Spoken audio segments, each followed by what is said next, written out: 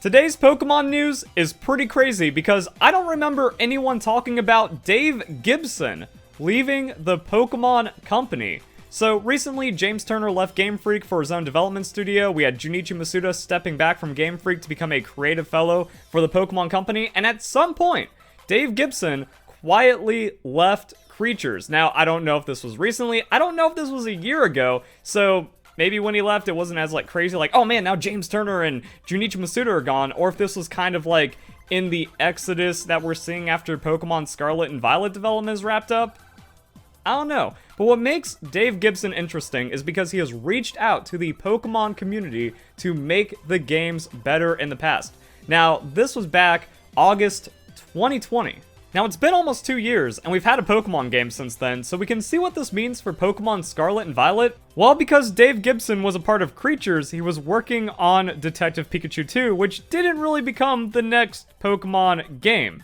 Now, he replied to one user requesting more easily accessible audio, control, and visual options. So, trust me when I say I'm very focused on accessibility on Detective Pikachu. I wholeheartedly agree that all games need to focus more on this. So, it's mostly about, accessibility stuff.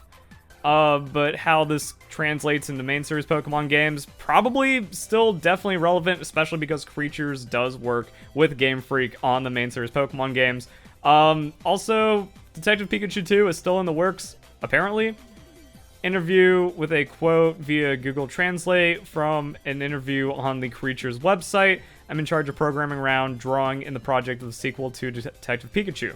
I'm creating a mechanism that will be the basis for future game production in general. If you liken a project to cooking, it's our job to create a pressure cooker to complete it in a short time and deliciously, which also seems to go with something I talked about recently on how there's a big move with the Pokemon Company because they're going to have a presentation on game development about this kind of stuff.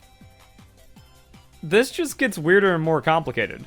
So the weird thing about Brilliant Diamond Shine Pearl is that because it was Ilka, probably not too much about that. However, Pokemon Legends was the next Pokemon game, and I could see wanting guidance to make all of this work because there's a lot going on with Pokemon Legends for both the menuing and especially when you're actually out and about in the world. And honestly, even though the game was awful and there was a lot of bloat and a lot of really bad and awkward feeling things about it, the UI worked out pretty well. Nothing's in the way. You can switch between your items and Pokemon pretty simply. Also being able to rapid throughout your entire team of Pokemon. It actually worked out. Now my big problem was the bloat, because when you're actually going through the Pokedex, when you're going through the menu, when you're constantly crafting and you're constantly looking up the Pokedex entries and the tasks you need for research. And then the targeting and indications of getting into a Pokemon battle, yeah, that actually worked out pretty well from a user interface design. Now, the actual mechanics sucked, and it seemed like I was just spiking the Pokeball on the ground half the time I was using the automatic targeting, but switching between strong style or doing your little special thing felt like Dynamax, and everyone's pretty much on the same page of Pokemon Sword and Shield having the best user experience for everything, the menus, the battles, all the exploration and stuff. So, yeah, that actually wasn't a problem. The one thing that wasn't terrible about Pokemon Legends was that the UI, pretty good. Now, UX is user experience, and the user experience of Pokemon Legends was awful. It either felt horrifically clunky or, again, just monotonous and tedious, and I don't know what that means for that, but yeah, Pokemon Legends, kind of in a weird spot. And it's also just hard to answer this question when you have to think about every little thing that's kind of irked you in a Pokemon game. There was an article about it. The tweet has since been taken down. I don't know if it's because it started getting toxic with Bring Back National Dex, if he got the information he wanted out of it, or because he left Pokemon and, that just seems like an unnecessary thing to have hanging around. So, yeah, National Dex doesn't belong here. So, search functions seem to really be the only issue that people have had from the comments I see. I do think Sword and Shield have the best user interface out of all the Pokemon games so far. Things like being able to use multiple items at once is a godsend, sort by type. So yeah, it really feels like Pokemon game quality of life really only moves forward if we ignore the Sinnoh remake games. And I'm really expecting Pokemon Scarlet and Violet to kind of just keep making everything awesome. Single save file, well, that's just completely irrelevant to the discussion. Easier, straightforward online components are better. Nintendo doesn't have a great history of that. More sorting options. So yeah, like box shenanigans. I didn't really have too much of a problem with the box either. How about bringing back the PSS? Well, that's more of like a gameplay thing than user experience. But yeah, my biggest problem with Pokemon Sword and Shield and modern Pokemon games is why remove the battle replay feature, but then keep in the hack team sharing feature with rental teams? I don't know, it's all a mess, and really, yeah, like Pokemon Scarlet and Violet, a lot of the game will hinge on battle replays, and then just kind of like looking at the UI for Pokemon Scarlet and Violet, because we get a little bit from the most recent trailer, which was over a month ago, and there's still no sign of the other trailer. God, where's the Pokemon news? UI, I did a video breaking this down. Feels weird. Feels different.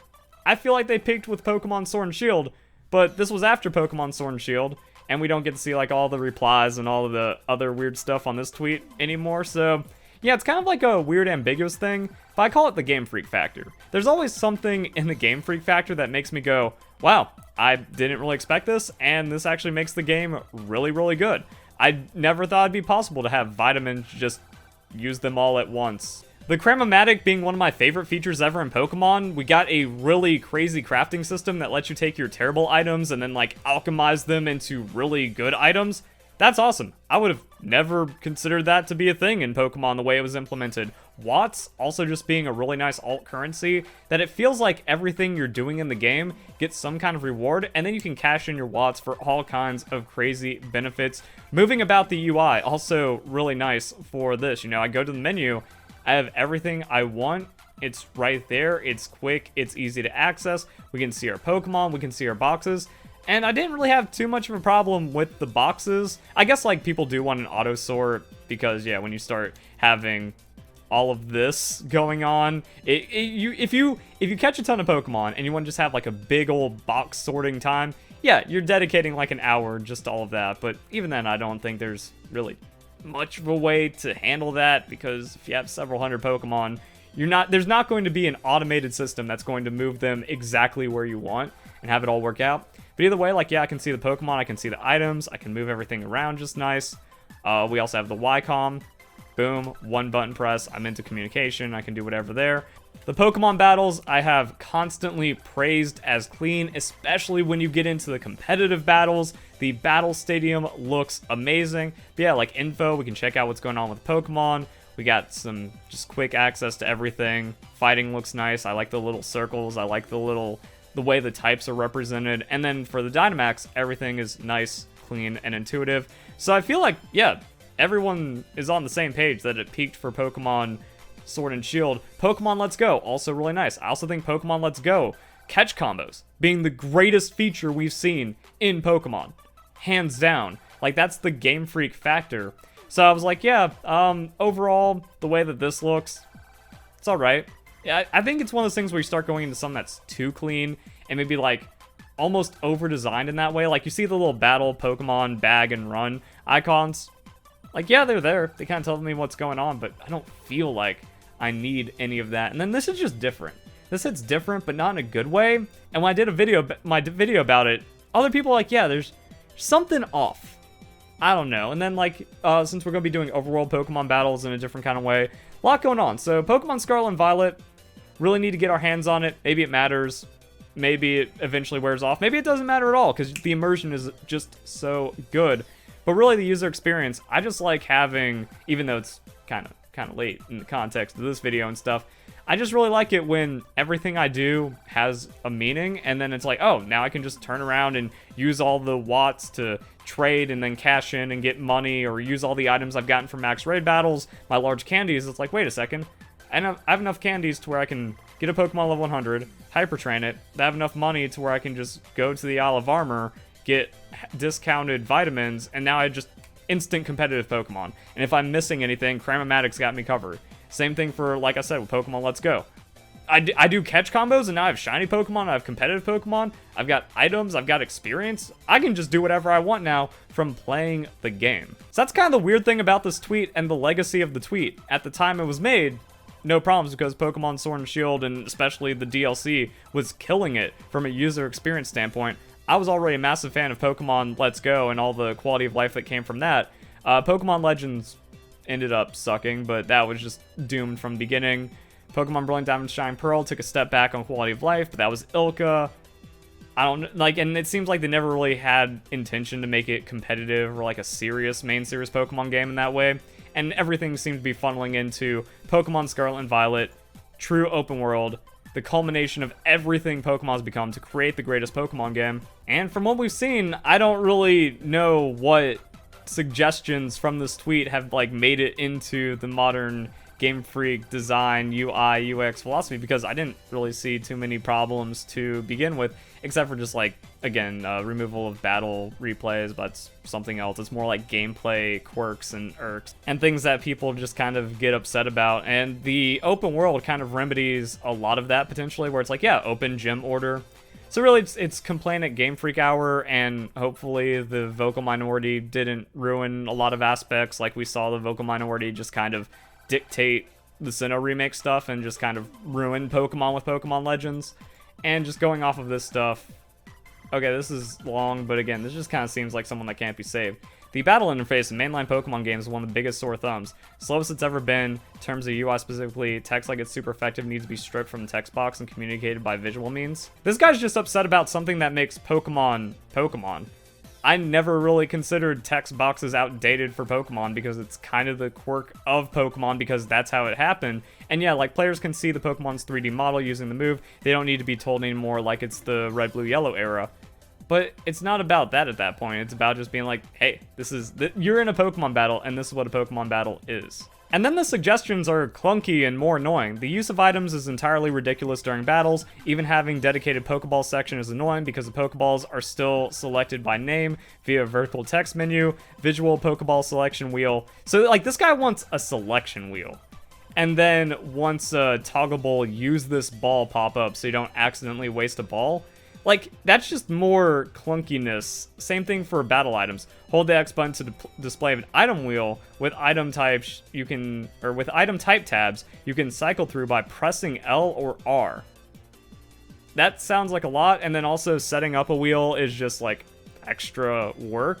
If there's too many items in the game, that's your first sign that the game has a lot of bloat. Players can live without items like Moo Milk. That's a lie. Moo Milk is good tech on that value. And the endless list of pointless berries. But no, they're not pointless. That's a sign that like your idea is bad and doesn't fit with Pokemon, which is doing fine, and not all the weird things you're talking about. I can go on. Entire battle and trade system needs to be thrown out and rethought from the ground up. I mean, the trading has gotten a lot better. I felt like trading was more enjoyable and smooth in Pokemon Sword and Shield than ever. And then you just can't stop idiots. This is about bring back National Dex. Pokemon's a top grossing media franchise in existence, and yet they still remain with a workforce comparable to indie teams. Just a lie. Again, you can't, I've said this a million times, but people still think that the Game Freak staff are the only people that work on Game Freak games. Even that's like Game Freak has 140 employees. That's well beyond an indie company. But even then, they have creatures, they have 3D CG, they have some other like outsourcing for like companies for modeling and stuff. And there was 1,000 people working on Pokemon Sword and Shield. 1,000 people working on a game is not indie level. And even having like 300 or several hundred plus dedicated people to the models, to the game development, to the UI, UX, and all that other stuff. That's, yeah, it's just wrong. Yeah, there was one bad tree texture, and somehow that got everyone to ignore all the other amazing things about Pokemon Sword and Shield and the DLC. So yeah, this is like half Dexit, half, Pokemon's fine, half bring back features we liked. I don't know, stuff is weird, other people have left Pokemon, and it seems like there has been significant effort to, like, cause like Game Freak reaching out, Pokemon Company asking the people? That just seems wild to actually try to deliver on the ultimate Pokemon experience. As for if it works out, as for if it was necessary or needed, who even knows at that point, but yeah, that's just where we are right now. So hope you guys enjoy the video. Hope you all have a nice day. Thank you very much for watching.